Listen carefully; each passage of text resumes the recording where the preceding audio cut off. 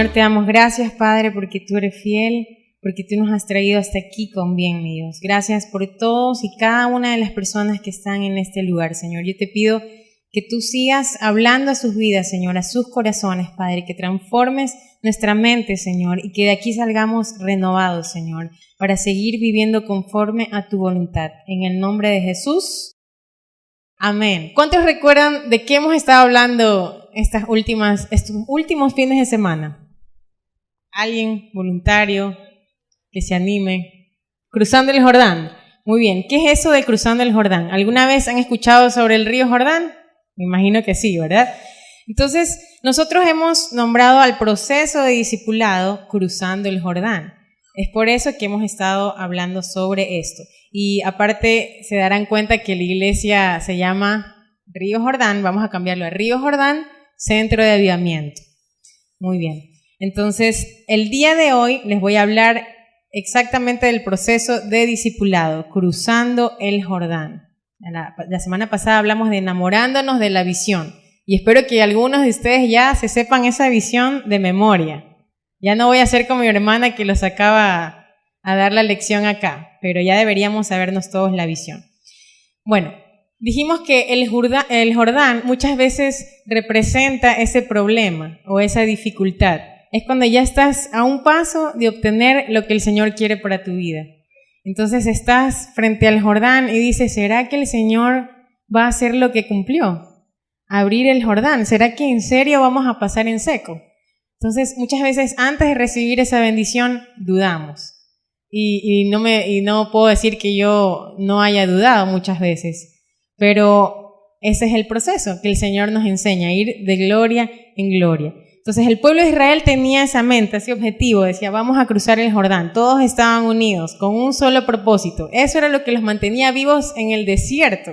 Recuerden que ellos no estaban de lo más cómodo, ya habían muerto algunas generaciones antes de que el pueblo que salió de Egipto con Moisés cruce el Jordán. Muchas generaciones murieron y la generación que cruzaba era joven, cruzaban con Josué.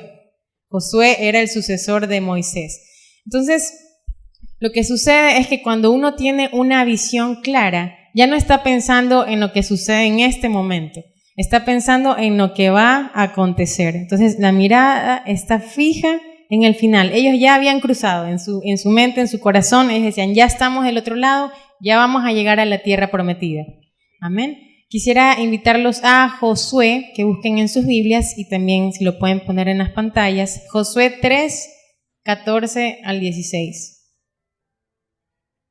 Y aconteció cuando partió el pueblo de sus tiendas para pasar el Jordán con los sacerdotes delante del pueblo llevando el arca del pacto, cuando los que llevaban el arca entraron en el Jordán, y los pies de los sacerdotes que llevaban el arca fueron mojados a la orilla del agua, porque el Jordán suele desbordarse por todas sus orillas todo el tiempo de la siega. Las aguas que venían de arriba se detuvieron como en un montón, bien lejos de la ciudad de Adán, que está al lado de Zaretán, y las que descendían al mar de Arabá, al mar salado, se acabaron y fueron divididas, y el pueblo pasó en dirección de Jericó. ¿Recuerdan lo que les dije? ¿Qué significaba Jordán? Jordán significa el que baja. Entonces, por eso aquí dice, y las aguas que venían de arriba se detuvieron como en un montón. Entonces, imagínense la presión, pero el Señor, que es mucho más poderoso que tu problema, que ese Jordán, es capaz de abrirlo, partirlo por la mitad y que el pueblo pase en seco. Amén. Entonces, Dios abrió un camino en medio del Jordán. Y uno podría pensar, wow, ¿cómo hasta el proceso que estabas pasando por el problema, todo se veía desde el problema, desde esa perspectiva, algo gigante, un problema gigante.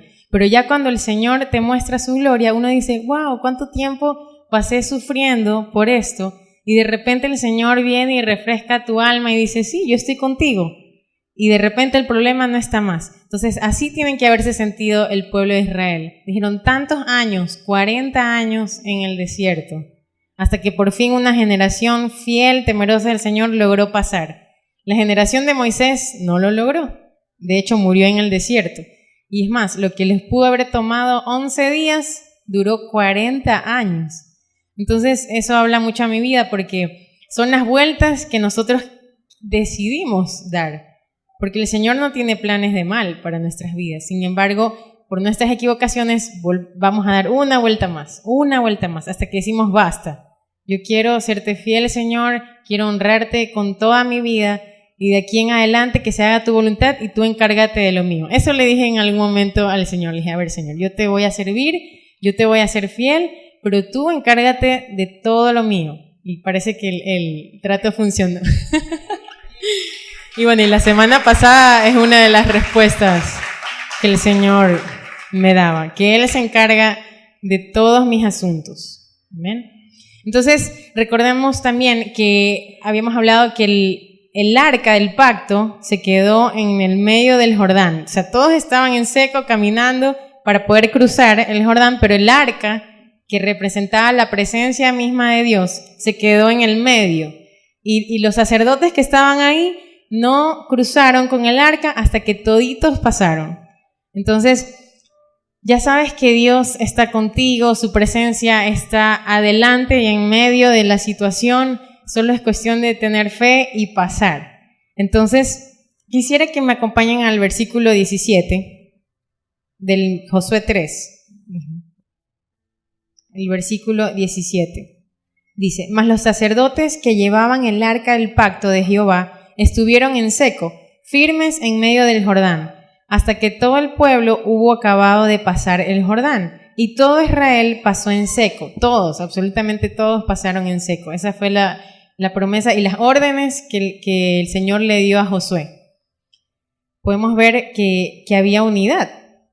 Los sacerdotes no dijeron, no, ya nosotros íbamos adelante con el arca, mira tú, si se cierra el Jordán, te ahogas, no hay problema, yo con tal que pasé. No, había unidad en el pueblo de Israel.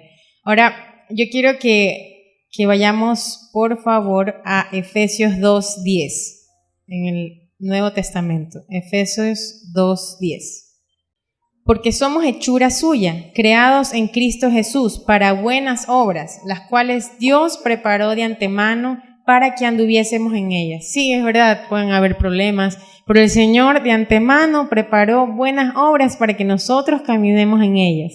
Entonces, muchas veces nos encontramos en otro lugar y uno dice, bueno, esto no creo que era lo que Dios tenía preparado para mi vida.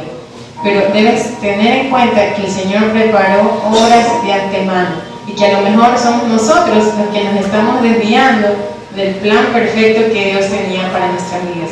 Les decía que Dios nunca va a querer que uno ande por valle de sombra de muerte. Y aún si anduvieras en valle de sombra de muerte, que son problemas, aflicciones y todo esto, el Señor promete en el Salmo 23 que aunque anduviésemos en valle de sombra de muerte, Él va a estar con nosotros, Él nos va a dar aliento. Él tiene planes de bien para tu vida. Quisiera que, por favor, en los monitores, Jeremías 29:11.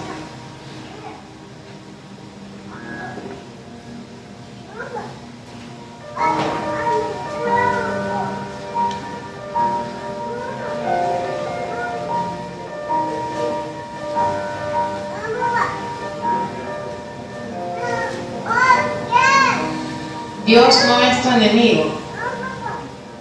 Se decía de Moisés que él era amigo de Dios. Él andaba él cumplía sus mandamientos, él lo amaba al Señor, no quería hacer nada que lo pudiera ofender. También él dudó mucho si sacar al pueblo de Israel de Egipto. Sin embargo, el Señor con mucho amor le dijo que Aarón va a hablar por ti, porque Moisés era tartamudo. Entonces el Señor nos tiene paciencia también, pero Él nunca va a querer el mal para nuestras vidas. En Jeremías 29:11, sí, dice, porque yo sé los pensamientos que tengo acerca de vosotros, dice Jehová, pensamientos de paz y no de mal, para daros el fin que esperáis. Amén. Entonces podemos hallarnos en un momento preocupándonos por el futuro, ya un futuro lejano tal vez, pero a veces de lo inmediato, porque solemos estar afanados y por una cosita ya creemos que no se va a dar y estamos preocupados, como decía mi mamá, preocupados. Antes de que ya tengamos que hacer algo, estamos el día anterior afanados, no sé cómo va a solucionar, cómo va a pasar. Y muchas veces el día que viene ni siquiera sucede lo que habíamos planeado. Entonces la Biblia dice de no estar afanados por el día de mañana, más aún de nuestro futuro, a largo plazo. Entonces, las buenas noticias que nos da el Señor a través de su palabra es que Él está preocupado por nuestro futuro. De hecho, Él ya lo hizo de antemano. Dijo que Él preparó obras para que anduviésemos en ellas de antemano. Pero ¿cómo vas a andar en sus obras si quieres vivir separado de Él? Entonces, no calza algo ahí. Entonces, el Señor tiene buenos pensamientos para nuestras vidas, pero debe ir acorde. Nosotros también tenemos que estar acercándonos al Señor. Hay una versión en Reina Valera contemporánea que dice: solo yo sé los planes que tengo para ustedes. Son planes para su bien y no para su mal, para que tengan un futuro lleno de esperanza. Entonces, solo Dios sabe. No lo sabe el horóscopo, no lo sabe el adivino, las cartas. Incluso es bueno buscar consejos, pero a veces ni tu amigo. Ahora, los padres yo sí diría que son una excelente guía que Dios nos puso en la tierra. Y en la multitud de consejeros está la sabiduría. Pero aún ellos tal vez no pueden comprender a cabalidad lo que Dios quiere para nuestras vidas. Entonces, el único que sí sabe, y que de hecho las preparó de antemano, es Dios. Entonces, me gusta esta versión porque dice: solo yo sé los planes que tengo para ustedes. Entonces, si solo Él lo sabe, ¿a quién tenemos que recurrir? A Dios. Tenemos que recurrir a Dios.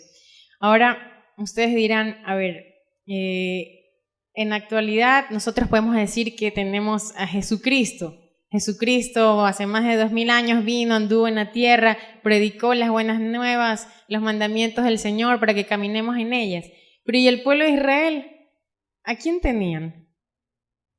Bueno, todos tenemos al Señor, pero ellos todavía no se les había predicado de las buenas nuevas.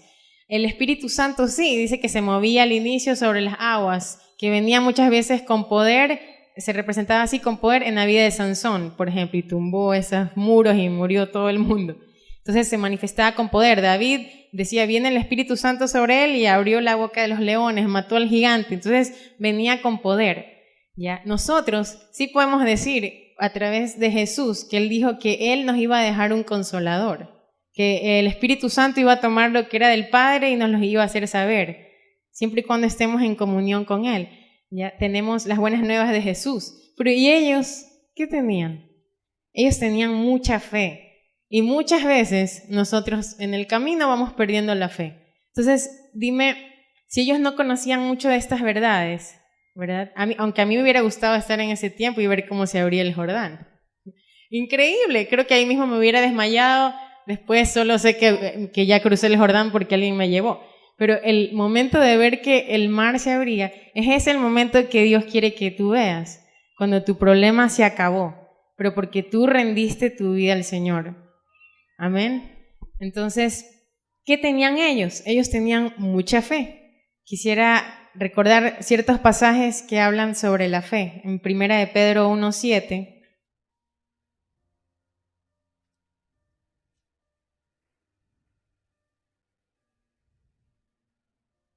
Para que vean lo preciosa que es su fe.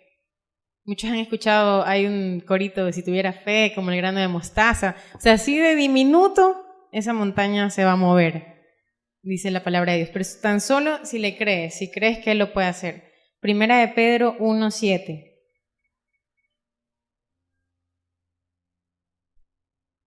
Para que sometida a prueba vuestra fe, mucho más preciosa que el oro, el cual, aunque perecedero, se prueba con fuego, sea hallada en alabanza, gloria y honra cuando sea manifestado Jesucristo, a quien amáis sin haberle visto, en quien creyendo, aunque ahora no lo veáis, os alegráis con gozo inefable y glorioso, obteniendo el fin de vuestra fe, que es la salvación de vuestras almas. Qué preciosa que es nuestra fe. Dice que es mucho más preciosa que el oro. Pero algo sí está diciendo, que es probada y con fuego. No creo que eso sea lo más lindo. Si a veces estamos con calor, uno dice: hace un solazo, ya no aguanto. Y enseguida quieres meterte al aire acondicionado. Entonces, imagínate si la fe es probada con fuego. Eso tiene que doler. Y si Él está diciendo que nuestra fe es mucho más preciosa que eso, es porque Dios sabe que el resultado de esa prueba, que a veces uno dice: ya no puedo más, es cuando al final el Señor te va a mostrar qué era lo que Él ya veía desde un principio. Amén. Hebreos 11:1-6. Este es un pasaje muy conocido sobre qué es la fe.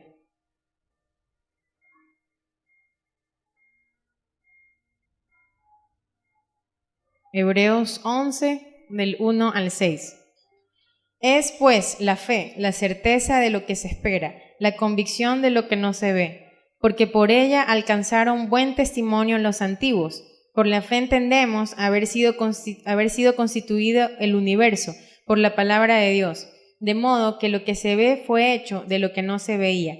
Por la fe Abel ofreció a Dios más excelente sacrificio que Caín, por lo cual alcanzó testimonio de que era justo, dando Dios testimonio de sus ofrendas, y muerto aún habla por ella. Por la fe Enoc fue traspuesto para no ver muerte, y no fue hallado, porque lo traspuso Dios, y antes que fuese traspuesto, tuvo testimonio de haber agradado a Dios.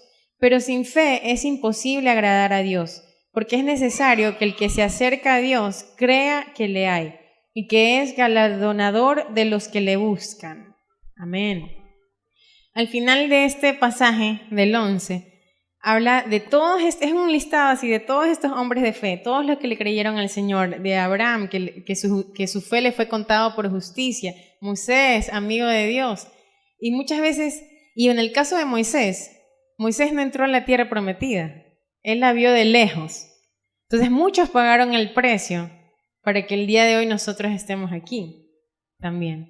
Entonces, pero aún así su fe no murió, ni por más desierto que tuvo que pasar, su fe se mantuvo. Entonces, por eso es que la fe es mucho más preciosa que el oro, sin embargo, es probada. Regresando al versículo 17 de Josué 3:17, dice que los sacerdotes no salieron de en medio del Jordán hasta que todo el pueblo pasó. Entonces, ¿qué puede pasar? Que uno dice, no, pero yo ya pasé mi Jordán, yo ya pasé mi necesidad y estoy bien, gracias a Dios, todo excelente, todo me va bien, sonrío. Pero ¿y qué pasa si ves a tu hermano, tal vez un poquito más débil, y está cruzando el mismo Jordán? El problema, tal vez que tú alguna vez has pasado. ¿Y qué sucede? Podemos hacer dos cosas. Una es decir, no, yo ya pasé, yo estoy bien, chao, y cruzo por completo. Pero ¿qué tal si más bien mostramos la unidad que el pueblo de Israel tuvo y los sacerdotes con el resto? Ellos no pasaron hasta que todos hayan cruzado el Jordán. Entonces, esta es la idea de cruzando el Jordán, y ese es el por qué le hemos puesto al proceso de discipulado cruzando el Jordán, porque no queremos que se sientan solos. De repente una persona que viene por primera vez dice, no, es que aquí todos se conocen, no, es que es muy difícil. No, queremos estar aquí para ayudarte, para que tú sepas que no vamos a cruzar y no te vamos a dejar solo hasta que tú llegues al final. Ese es el proceso en el que queremos estar a su lado. Y un último consejo que lo he venido repitiendo desde hace 2 semanas. Honren a sus líderes. En la Biblia dice que honremos a nuestros líderes, que oremos por ellos. Es importante cubrirlos en oración. No son perfectos, no están ya libres de cualquier peligro. Entonces tenemos que siempre estarlos cubriendo a sus líderes, su líder de alabanza, su líder de ujieres, su líder de servicio. Es importante que nos ayudemos los unos a los otros. Y es la promesa que Jesús dijo, yo en ti y tú en mí, ese es el pacto. Amén. ¿Para qué? Para que crean que somos uno. Para que el mundo vea, para que el mundo sepa. Si no hay unidad, uno dice, pero mira, si entre ellos se pelean. Entonces, es importante ser como Jesús, cuando le decía al Padre, yo en ti y tú en mí. Visión del Centro de Avivamiento Río Jordán. Río Jordán Centro de Avivamiento. La voy a leer una vez más. La visión principal de la Iglesia Centro de Avivamiento Río Jordán es la de liderar la transformación integral de la nación con el poder del Evangelio del Señor Jesucristo.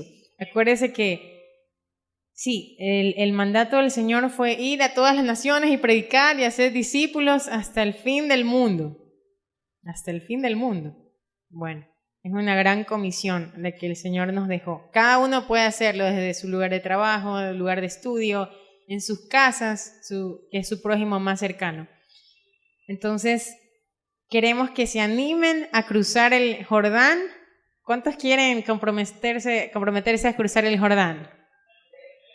Y vamos a estar ahí para apoyarlos.